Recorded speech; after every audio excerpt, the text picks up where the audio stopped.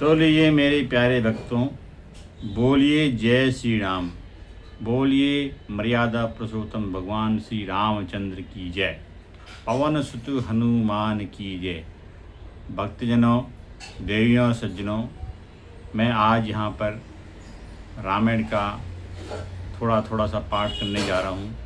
उम्मीद है कि प्रभु श्री राम की कृपा आप सभी लोगों पर बरसती रहे और आप सब जन उनका आशीर्वाद पाते रहें।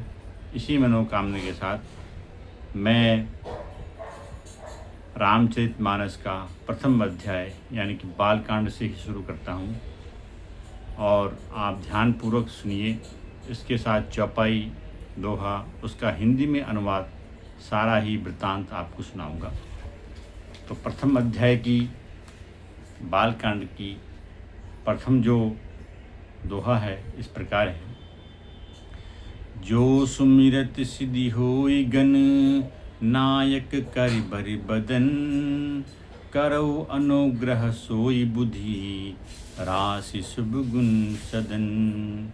यानी कि जिन्हें स्मरण करने से सब कार्य सिद्ध हो जाते हैं। जिन्हें यानी कि श्री रामचंद्र जी भगवान को स्मरण करने से सारे कार्य सिद्ध होते हैं।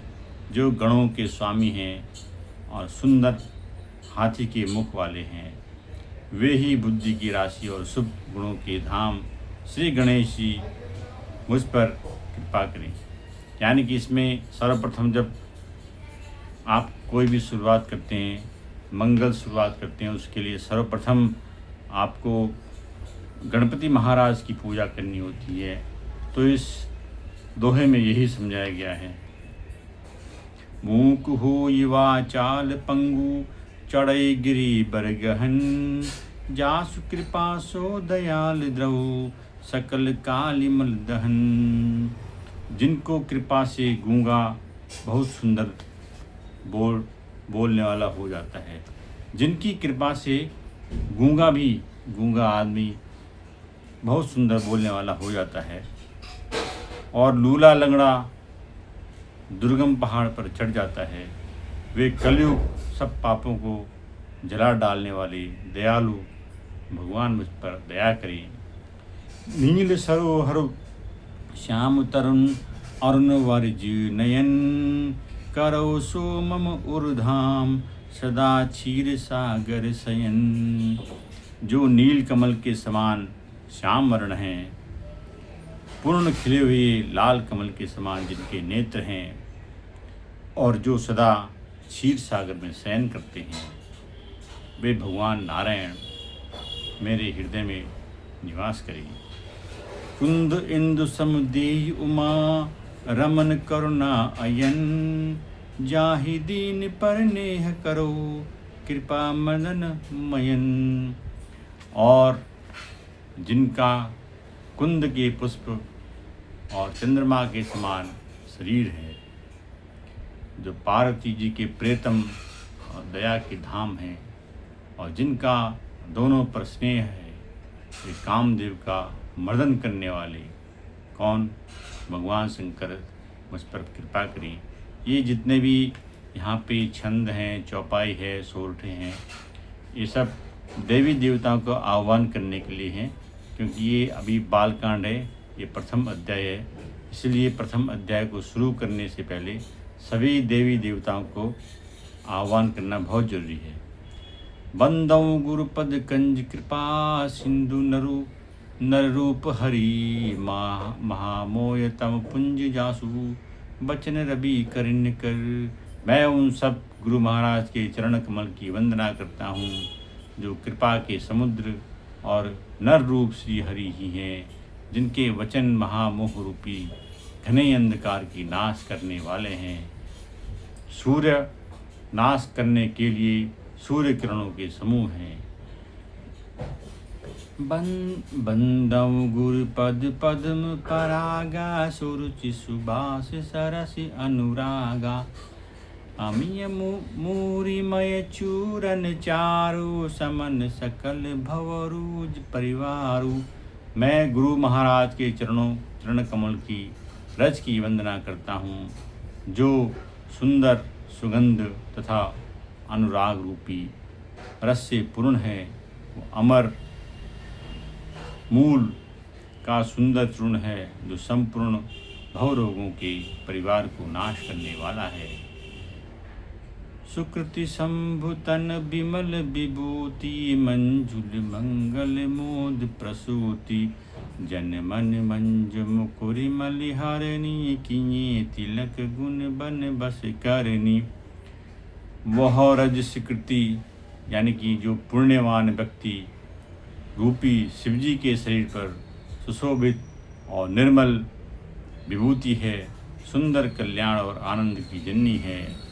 भक्त के मन रूपी सुंदर दर्पण के मैल को दूर करने वाली है और तिलक करने से गुणों के समूह में को वश में करने वाली है। श्री गुरु पद नख मणि गण ज्योति सुमिरत दिव्य दृष्टि होती दलन मोह तम सो सर प्रकाशु बड़ी भाग उर आवई जासु। श्री गुरु महाराज के चरण नखों की ज्योति मणियों के प्रकाश के समान है, जिसके स्मरण करते ही हृदय में दिव्य दृष्टि उत्पन्न हो जाती है। वह प्रकाश अज्ञान रूपी अंधकार का नाश करने वाला है। वह जिसके हृदय में आ जाता है उसके बड़े भाग्य खुल जाते हैं। जथा सुवंजन अंजिद्रग साधक सिद्ध सुजान कौतुक देखत शैल बन भूतल भूरि निधान। जैसे सिंहासन सिद्ध आसन नेत्रों में लगाकर साधक सिद्ध और सुजान पर्वत बनों और पृथ्वी के अंदर कौतुक से ही बहुत सी बातें देखते हैं।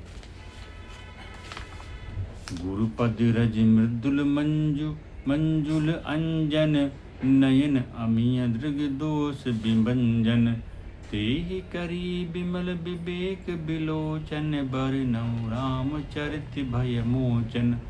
श्री गुरु महाराज के चरणों की रस कोमल और सुंदर नयनामृतम अंजन है जो नेत्रों के दोषों को नाश करने वाला है। उस अंजन से विवेक रूपी नेत्रों को निर्मल करके मैं संसार रूपी बंधन से छुड़ाने वाले श्री रामचंद्र जी का वर्णन करता हूँ। ये तुलसीदास जी ने अपनी रामचरितमानस में लिखा है। बंदौ प्रथम महीसुर चरिना मोह जनित संशय सब हरिना सुजन समाज सकल गुण खानी करहु प्रणाम सप्रेम सुबानी। पहले पृथ्वी की देवता ब्राह्मणों की चरण वंदना करूँगा जो अज्ञान से उत्पन्न सब संदेहों को हरने वाले हैं। फिर सब गुणों की खान संत समाज को प्रेम से सुंदर वाणी से प्रणाम करता हूँ। साधु चरित शुभ चरित कपासु निरसी विशद गुणमय फल जासु जो सही दुख पर छिद्र दुरावा बंदनीय जहि जग जस पावा। संतों का चरित्र कपास के समान होता है जिसका फल नीरस विषाद और गुणमय होता है और संत इससे वो भी नीरस है। कपास उज्जवल होता है, संत का हृदय भी अज्ञान और पाप रूपी अंधकार से रहित होता है, इसलिए वो विषाद होता है। अमीर कपास में और कपास में गुण होते हैं, इसी प्रकार संत का चरित्र भी सद्गुणों का भंडार होता है, इसीलिए वो गुणमय होता है। कपास, आपने कपास देखा होगा, कपास का जो फूल होता है, कपास का फूल से क्या होता है, रुई बनती है। तो साधु संत भी ऐसे होते हैं जैसे अपने ज्ञान रूपी अपना ज्ञान सबको बांटते रहते हैं।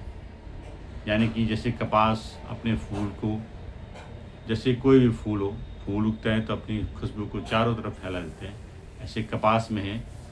कपास जब फूल खिलता है तो सारे उसमें रुई बन जाती है और रुई से अनेकों काम होते हैं, जैसे स्वेटर बनती है, ऊन बनती है, तमाम दिए की बातें बनती हैं, काफ़ी चीज़ें बनती हैं दुनिया भर की। वैसे ही साधु का स्वरूप होना चाहिए। मुद मंगल मय संत समाजू, जो जग जंगम तीरथ राजू। राम भक्ति जहाँ सुर सरिधारा, सर सही ब्रह्म विचार प्रचारा। संतों का समाज आनंद और कल्याणमय है, जो जगत में चलता फिरता तीर्थराज है। जहाँ राम भक्ति रूपी गंगा जी की धारा है और ब्रह्म विचार का प्रचार सरस्वती जी है। विधि निषेधमय कलिमल हरणी, कर्म कथा रविनंदनी बरनी। हरिहर कथा विराजति बेनी, सुनत समाज मुदुल मंगल देनी। विधि और निषेध रूपी कर्मों की कथा कलयुग के पापों को हरने वाली सूर्य तनया यमुना जी है, और भगवान विष्णु और शंकर जी की कथाएं त्रिवेणी रूप से सुशोभित हैं, जो सुनते ही सब आनंद और कल्याणों की देने वाली है। तो भक्तजनों, आज के लिए ये दोहे, ये चौपाइयाँ ये चौपाइयों को यहीं पे विराम देता हूँ। कल मैं इसी तरह से इसी वक्त पे आपके साथ सम्मुख होऊंगा, और तब तक के लिए बोलिए जय श्री राम।